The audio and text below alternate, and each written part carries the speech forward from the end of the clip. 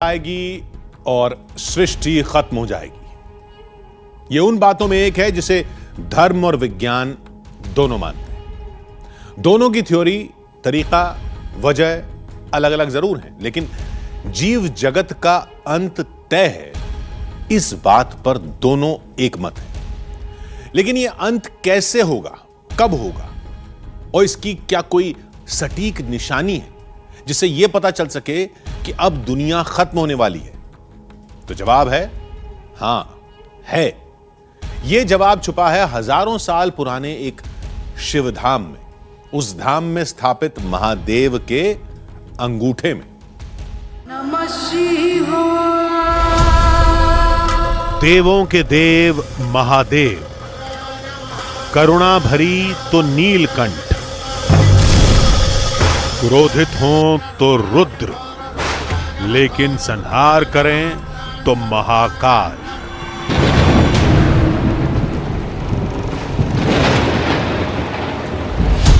जब पाप होगा भारी तो क्रोधित होंगे त्रिपुरारी, तांडव के ताप से,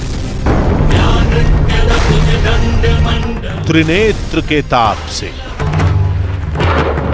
भोले बनेंगे संहारी। लेकिन क्या वाकई दुनिया का अंत निश्चित है? अंत तय है तो कब होगा? कलयुग तो चल ही रहा है, फिर कैसे पता चलेगा कि अभी होगा, कल होगा, 1 साल बाद, 100 साल बाद या हजारों साल बाद? ये कौन बताएगा? ये कैसे पता चलेगा? ये रहस्य बताएगा ये शिवधाम।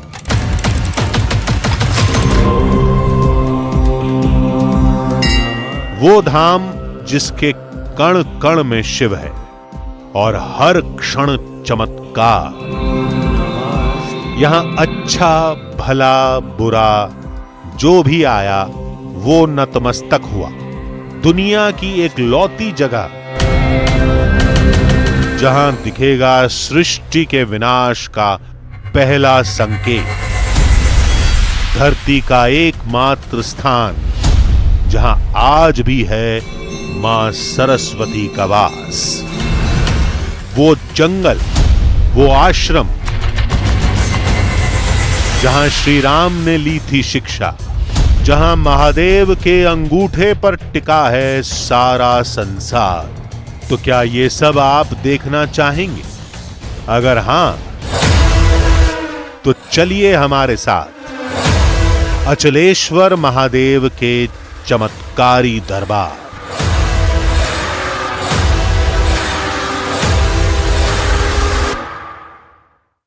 आधी हकीकत आधा फसाना। भागवत पुराण में 4 तरह की प्रलय का वर्णन मिलता है। पुराणों के मुताबिक ब्रह्मा जी के एक दिन में 1 कल्प बीतता है। हर कल्प में 4 युग होते हैं। अंतिम युग यानी कलयुग चल रहा है।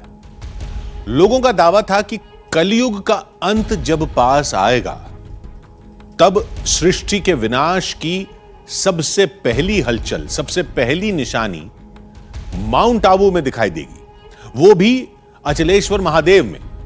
अब सवाल यह उठता है कि अचलेश्वर महादेव में ऐसा क्या होगा जो प्रकृति के विनाश का पहला संकेत बनेगा? महादेव कौन सा इशारा करेंगे? और सवाल यह भी, भोले भला ऐसा क्यों करेंगे? और वो कौन सा चमत्कार है जो इन सब दावों का पक्का सबूत है? चलिए चलते हैं माउंट आबू।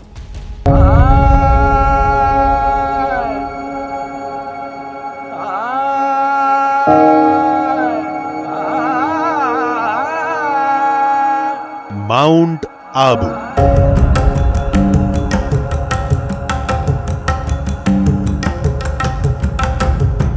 राजस्थान का कश्मीर,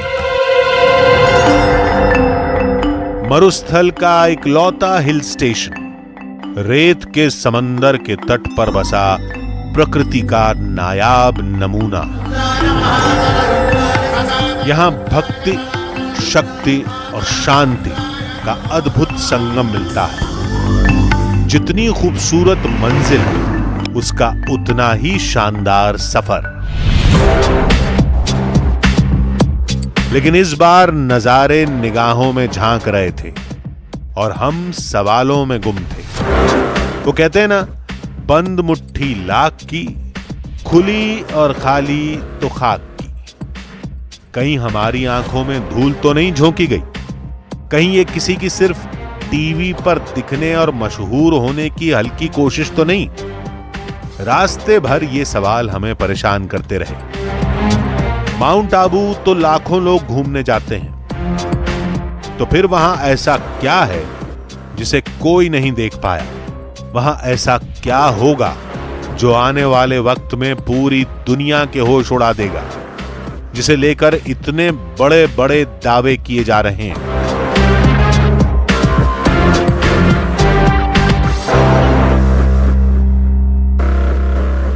एक ऐसा शिव मंदिर जहां पर शिव के प्रतीक शिवलिंग की पूजा नहीं होती है, ना ही उनकी मूर्ति की पूजा होती है। सदियों से उनके अंगूठे की पूजा होती आती है और कहा जाता है कि ये जो पर्वत है ये टिका है उन्हीं के अंगूठे पर। एक ऐसा मंदिर जिसके बारे में कहा जाता है कि ब्रह्मांड का अंत यहीं पर लिखा है। मंदिर जाने से पहले हमें वहां का इतिहास समझना था, और अगर कहानी बताने वाले वहां के पूर्व महाराजा हों तो उससे प्रामाणिक भला क्या हो सकता था?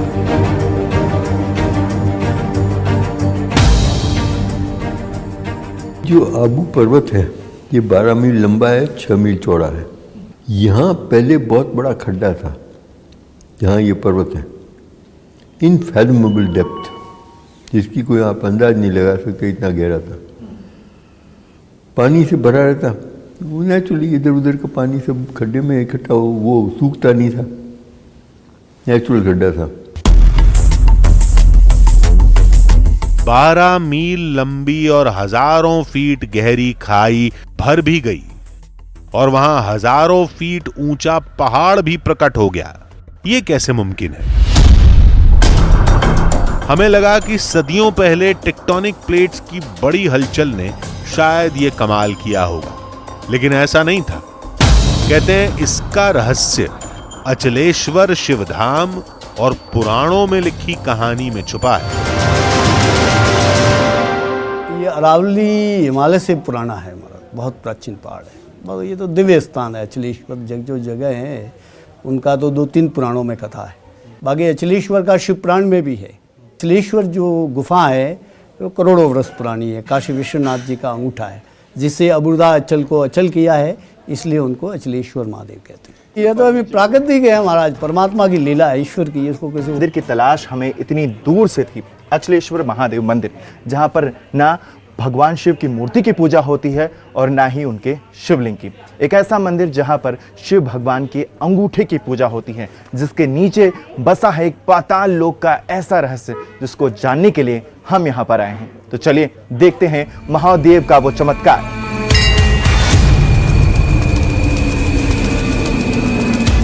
मंदिर में पुराणों के प्रमाण हर जगह बिखरे थे। अचलेश्वर महादेव के इस प्रांगण में बसा है महादेव का हर वो ज्योतिर्लिंग, जिसे देखने के लिए आप दूर दूर तक जाते हैं। देख सकते हैं आप कि यहाँ पर ओमकारेश्वर मंदिर है, देवस्थान यहाँ पर आपेश्वर मंदिर है, कई ऐसे देवस्थान हैं, ज्योतिर्लिंग हैं जो यहाँ पर मौजूद हैं, जो आपको इस मंदिर के प्रांगण में कोने कोने में दिखाई देंगे, जिसके दर्शन आप यहाँ पर अचलेश्वर महादेव में। अचलेश्वर महादेव के इस मंदिर में भगवान विष्णु भी विराजमान हैं। आप देख सकते हैं कि यहाँ पर भगवान विष्णु के 10 अवतार मौजूद हैं, जिसकी मूर्ति यहाँ के मेन गेट के पास लगाई गई है, जो विष्णु भगवान का मंदिर है। आप देख सकते हैं कि ये वो 10 अवतार हैं जिसमें विष्णु भगवान की हर वो छवि को दर्शाया गया है। तो क्या हमें फोन करने वाले ने इसी चमत्कार से सृष्टि के विनाश की कड़ी जोड़ी थी? लेकिन कैसे? अब यह समझ नहीं आ रहा था कि पहले क्या सुलझाएं, विनाश के संकेत की गुत्थी या पानी का रहस्य।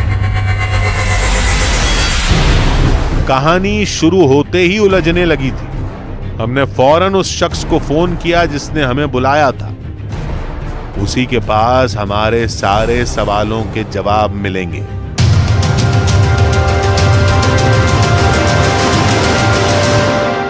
अब हमें समझ में नहीं आ रहा है कि हम करें तो करें क्या। एक जो रास्ता जो हमें दिखाई दे रहा है, जो यहाँ के पंडित जी हैं, जो वेदों का ज्ञान भी रखते हैं और माउंट आबू के बारे में जानते हैं, अब सोच रहे हैं कि उन्हें बुला लें और उनसे जानने की कोशिश करें कि आखिर ऐसा यहाँ पर होता क्या है और ये पानी आखिर जाता कहाँ है।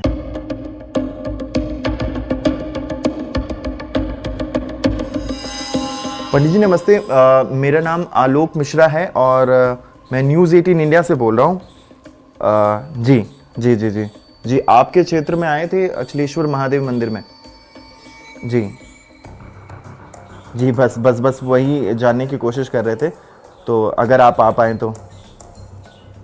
जी पंडित जी, जी इंतज़ार करूँगा। अब हमने पंडित जी को बुलाया है जो इस क्षेत्र को जानते हैं, जो वेदों का ज्ञान भी रखते हैं। अब वो बताएंगे कि आखिर ये पानी जो है वो जाता कहाँ है। हमने सोचा कि वक्त का इस्तेमाल करते हैं और सीधे अचलेश्वर महादेव के पास चलते हैं। शायद हम बिना मदद के ही रहस्य सुलझा लें। गर्भगृह के ठीक बाहर नंदी नजर आए। भगवान शिव के वाहन नंदी उनके साथ हमेशा मौजूद रहते हैं क्योंकि वो प्रतीक हैं धर्म, अर्थ, काम और मोक्ष के। मेरे ठीक पीछे जो मूर्ति आप नंदी के देख रहे हैं, ऐसी मूर्ति सिर्फ दुनिया में दो ही हैं। एक नेपाल के पशुपतिनाथ में और एक माउंट आबू के अचलेश्वर महादेव के इस मंदिर में। लोगों ने कहा था कि मंदिर का हर अंश चमत्कारी है और ऐसी ही एक कहानी इस मूर्ति की भी है। जब मुगलों का राज हुआ था इंडिया में, तो उस टाइम आप लोगों ने सुना होगा कि एक गुजरात का बादशाह था जिसका नाम था मोहम्मद गजनवी, जिसने सोमनाथ का मंदिर 17 बार लूटा और पाटन का मंदिर लूटा। उसके बाद ये मंदिर लूटने के लिए आया था वो, तो उसने अपनी सेना द्वारा पूरा मंदिर खंडर करवाया था, लेकिन उसे कहीं पे भी कुछ नहीं मिला। तो जब वो मंदिर में से बाहर जाने लगा तो उसकी नज़र नंदी पे गई। तो उसने क्या सोचा कि मंदिर के जो भी हीरे जवाहरात वगैरह होंगे ना, वो सारे नंदी के अंदर भरे होंगे। तो सर उसने क्या किया, लालच में आके इस नंदी के ऊपर अटैक करवा दिया, लेकिन इसके अंदर से कोई हीरे जवाहरात वगैरह नहीं निकले। जब आप लोग नंदी के थोड़ा साइड में जाएंगे तो वहाँ पे देखना आप लोग लेफ्ट साइड के घुटने में एक हॉल देखने को मिलेगा। उसमें से लाखों की संख्या में आप लोग हनी बीज समझते हैं ना, मधुमक्खी, वो निकली थी और बादशाह की सेना के ऊपर अटैक कर दिया था। तो यहाँ से पूरी सेना उसकी मंदिर में हथियार छोड़ करके भागने लगी, लेकिन बादशाह नहीं भागा, शंकर भगवान के पास गया और जाकर के माफी मांग करके उसने जो हथियार लूटने के लिए लेके आया था उसका सर उसने एक त्रिशूल बनवा रखा है, जो हथियार थे उनका। तो क्या वाकई इस मंदिर में प्रलय का पहला संकेत छुपा है? लोगों ने कहा, महाकाल के दरबार में काल से क्या घबराना। अंदर जाइए, आपको अपने सारे सवालों के जवाब खुद मिल जाएंगे। अचलेश्वर महादेव के इस मंदिर में ही छुपा है वो राज दुनिया के अंत का। कहा जाता है कि अचलेश्वर महादेव का जो अंगूठा है, जिस पर यहाँ पर पर्वत टिका हुआ है, और अगर ये धीरे धीरे पर्वत खत्म हो जाएगा तो ये दुनिया भी खत्म हो जाएगी। आज इसी की पड़ताल करने के लिए हम अचलेश्वर महादेव के इस मंदिर में पहुंचे हैं।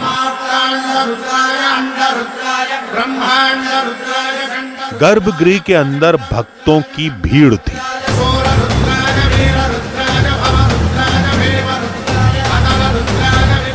कुछ देर बाद हमारा भी नंबर आया। नमः शिवाय। अचलेश्वर महादेव मंदिर के बारे में जितना हमने अब तक सुना था वो अब साफ देखने को मिल रहा है। यहाँ पर किसी मूर्ति की पूजा नहीं होती, ना ही किसी शिवलिंग की पूजा होती है। यहाँ पे आप देख सकते हैं कि जो अर्घा है जिस पर शिवलिंग को स्थापित किया जाता है वो यहाँ पर मौजूद है, लेकिन यहाँ पर कोई शिवलिंग यहाँ पर मौजूद नहीं है। एक जो चीज जो जिसे देखने के लिए हम इतनी दूर से आए थे वो थी वो शिव भगवान की अंगूठे की निशानी। आप देख सकते हैं कि यहाँ पर जो जाली लगी है इसे पंडित जी अगर आप हटा पाएं, उसे हटाकर हम आपको दिखाने की कोशिश करेंगे कि यहाँ पर जो शिव भगवान का जो अंगूठा है वो आपको साफ तौर पर दिखाई दे रहा होगा। देखिए, इसे ही कहा जाता है कि यही महादेव काशी नरेश का अंगूठा है, जिसके बल पर यहाँ पर माउंट आबू जो पर्वत है वो टिका हुआ है। कहते हैं इसी छोटे से गड्ढे में पूरी सृष्टि के विनाश का सबसे पहला संकेत दिखाई देगा। तो सबसे पहले इसे ही समझते हैं। गड्ढा अर्घे के बीचों बीच बना था। बीच में पिंडी थी जिसे महादेव के पैर का अंगूठा कहा जाता है। तभी हमें एक अद्भुत बात समझ आई। गड्ढे की चट्टानी दीवारें बेहद खुरदरी और पीले रंग की थी, लेकिन पिंडी एकदम चिकने पत्थर की थी और उसका रंग भी गहरा भूरा था, पूरी दीवार से एकदम अलग। जबकि पिंडी चट्टान का ही हिस्सा थी। गड्ढे के अंदर थोड़ा बहुत पानी था जिसे भक्तों ने चढ़ाया था। इसके अंदर जो पानी आप देख रहे हैं, ये कहा जाता है कि जितना भी पानी यहाँ पर डाला जाए, जो जल अर्पण किया जाता है, वो यहाँ पर पाताल लोक में जाता है और इसका कोई छोर नहीं है। अब तक कोई पता नहीं लगा पाया है कि आखिर ये पानी कितना जाता है और कहाँ तक चला जाता है। कितनी दिन भर में जितने भी लोग यहाँ पर जल अर्पण करते हैं वो पानी बढ़ता नहीं है। और यहाँ पर आप देख सकते हैं कि पार्वती जी की मूर्ति है, वो यहाँ पर विराजमान है। और यहाँ पर और भी मूर्तियाँ हैं जो साथ ही साथ यहाँ के इतिहास को बताती हैं। लेकिन जो सबसे चौंकाने वाली जो बात है वो ये कि यहाँ पर सिर्फ भगवान शिव के अंगूठे की पूजा होती है। सब सुना, सब देखा, लेकिन ये सब क्या वाकई सच था? अब हर सवाल का जवाब वो देगा जिसे इस इलाके के इतिहास, भूगोल, वेदों और पुराणों का ज्ञान हो, जिसने विनाश की पहली कड़ी को चमत्कारों से जोड़ने का तर्क दिया था। कुछ देर का इंतजार, फिर ये सच पूरी दुनिया के सामने होगा। और जरिया जानते हैं कौन होगा?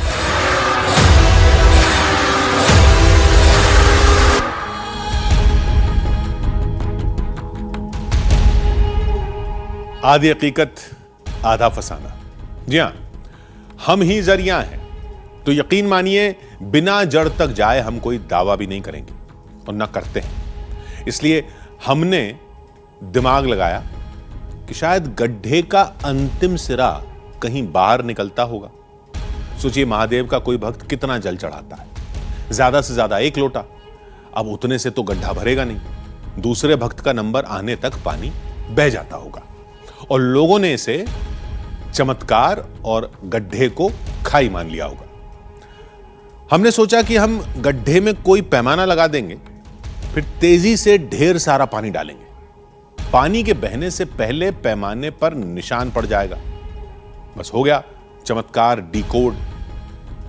तो चलिए शुरू करते हैं।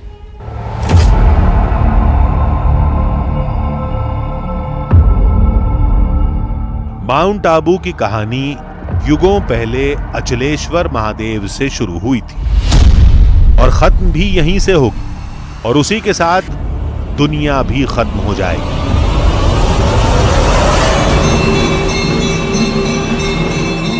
लेकिन कैसे? ये समझने के लिए हमें माउंट आबू की उत्पत्ति को समझना होगा, जिसका जिक्र पुराणों में मिलता है। पहले यहां कोई पहाड़ नहीं था, खाई भी नहीं थी।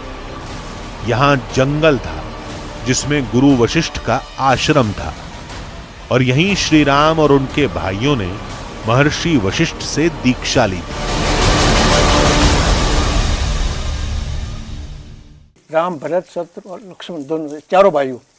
और भी विद्यार्थी अंदर थे, ब्राह्मणों के विद्यार्थी भी अंदर थे।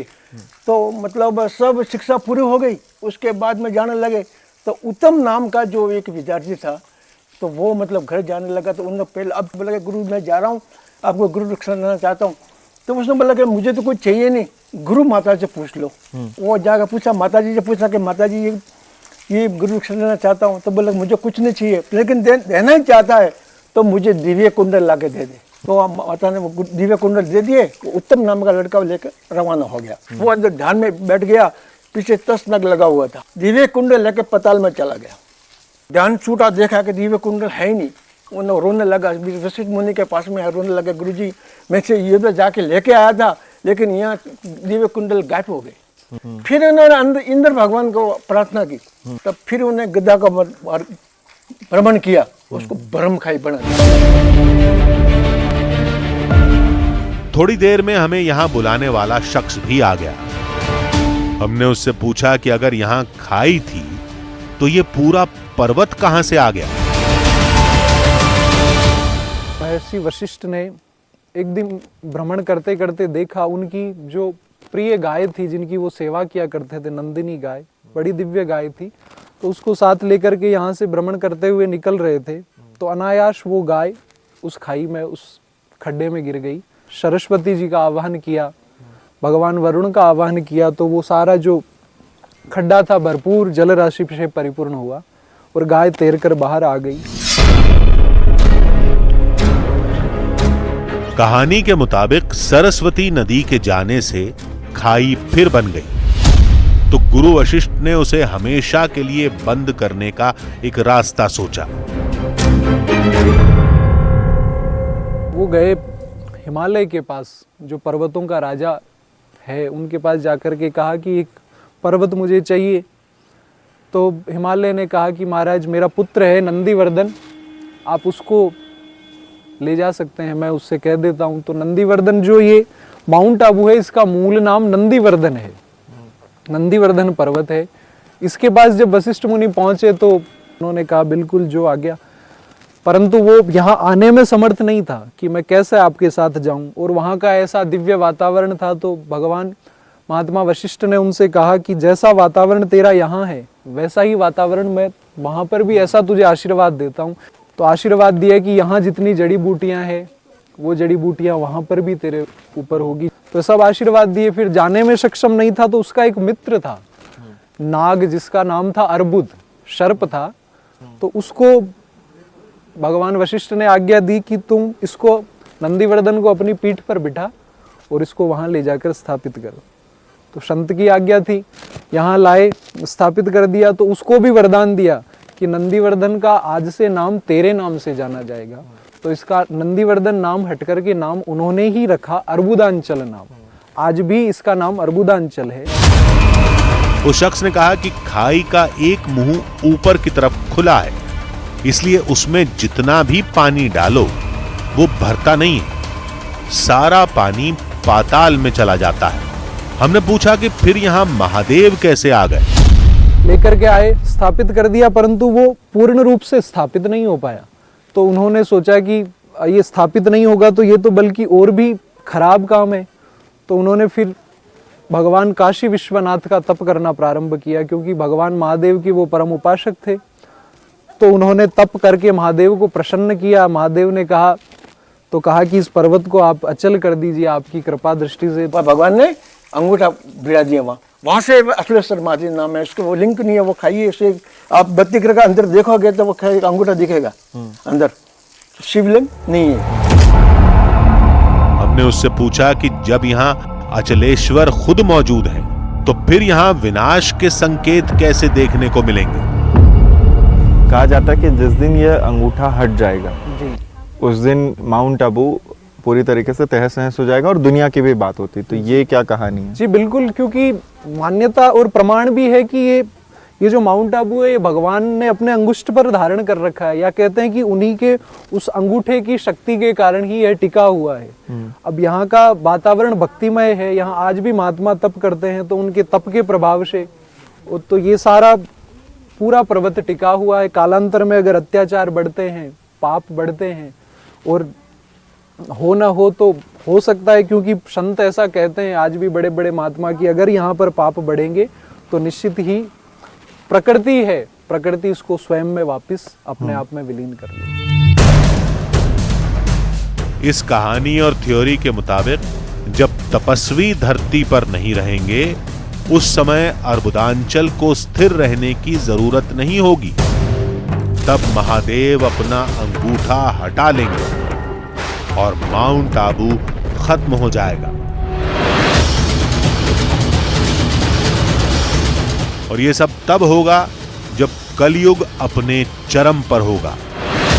और इसीलिए दावा करने वाले ये कहते हैं कि माउंट आबू का समाप्त होना कलयुग के चरम पर होने की निशानी होगी। और जब कलयुग चरम पर होगा तब सृष्टि पर प्रलय आएगी। उस शख्स ने हमसे यह कहा, वो खाई इस पूरी कहानी का सबूत है। आपकी इजाज़त हो तो क्या हम ये चीज़ देखना चाहते हैं कि पानी कितना ऊपर आता है। हम पहले लोटे से एक बार ही चेक करना चाहते हैं कि अगर हम 1 लोटा यहाँ पर जल अर्पण करते हैं तो क्या पानी और ऊपर आएगा? जी, वो पानी बिल्कुल ऊपर नहीं आएगा। आपके मन में विश्वास नहीं हो, आप बिल्कुल जल भगवान की चढ़ाइए और देखिए, आप प्रत्यक्ष देख सकते हैं। इसमें कोई प्रत्यक्ष को प्रमाण की आवश्यकता ही नहीं है।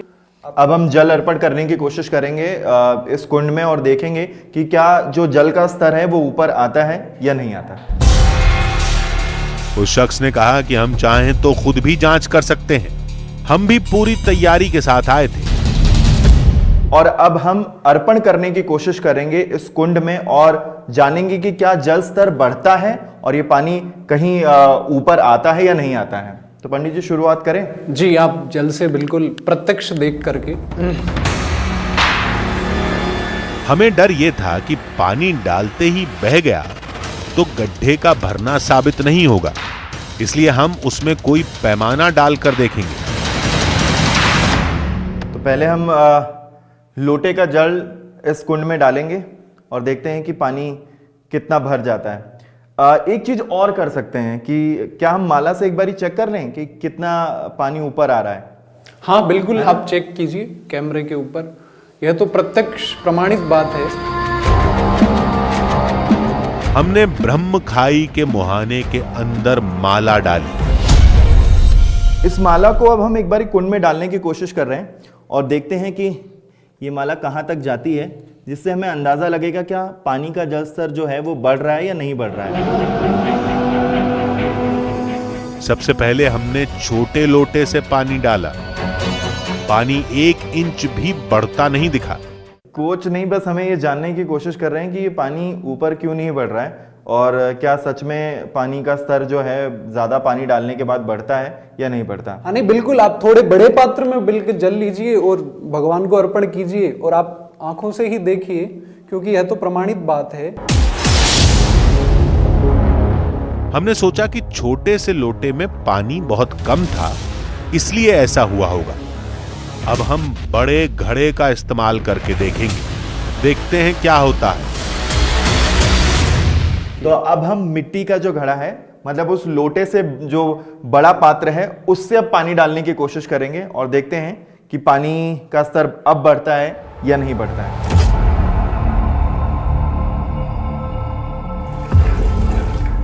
हमने घड़े से पानी डालना शुरू किया।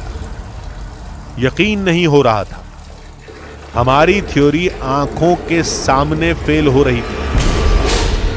पानी बहकर बाहर जा रहा होता तो गड्ढे के किनारे ठहरे पानी में हलचल दिखती, लेकिन वहां पानी एकदम शांत था। एक और प्रमाण है, पानी में जो सफेद पदार्थ तैर रहा था वो हल्का था। अगर पानी बाहर जाता तो वो भी साथ में बाहर बह गया होता। उसका टिके रहना तभी मुमकिन है जब पानी बाहर जाने के बजाय नीचे कहीं बह जाए, बेहद गहराई में। उस सूरत में वो नीचे जाएगा भी तो हल्का होने की वजह से फिर से ऊपर तैरने लगेगा, जैसे अभी तैर रहा है। फिर भी हमने माला को निकालकर डबल चेक किया। लोगों के दावे सच हो रहे थे और हमारी थ्योरी फेल।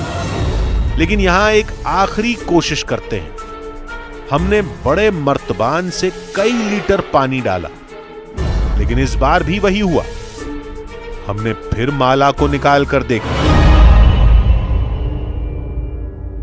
अब इस माला को निकालने की कोशिश कर रहे हैं। देखें आप कि जहां तक हमने पानी डाला था, ये जो फूल है इसे हमने पानी के अंदर रखा हुआ था और ये जो पत्तियों पर आप देख रहे हैं, फूल की पत्तियों पर पानी जो है, ये वो है जो अर्पण करने के दौरान रहा। तो जो जल का स्तर है वो 1 सेंटीमीटर भी नहीं बढ़ा। वो शख्स सब कह सुनकर हमसे विदा लेकर बढ़ चला, लेकिन हमारे लिए वक्त वहीं थम सा गया।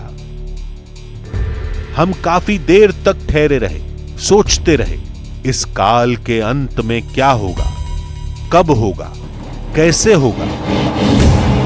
शुरुआत माउंट आबू से होगी या कहीं और से, ये कौन जानता है और कौन मानता है। जो मानता है उसे तर्कों की जरूरत नहीं, और जो नहीं मानता उसके लिए आस्था का हर अंश अंधविश्वास है। हमने ये जाना कि जिसे जो मानना है वो मानता रहे, लेकिन भक्तों के लिए शिव ही शाश्वत, शिव ही सत्य और शिव ही सुंदर है। अर्बुदांचल को बचाने और बसाने वाले भोले हैं, तो प्रलय लाने वाले महाकाल भी वही हैं। इसलिए युग की चिंता छोड़कर, प्रलय को भूलकर सद्मार्ग पर चलिए, धरती अपने आप बच जाएगी।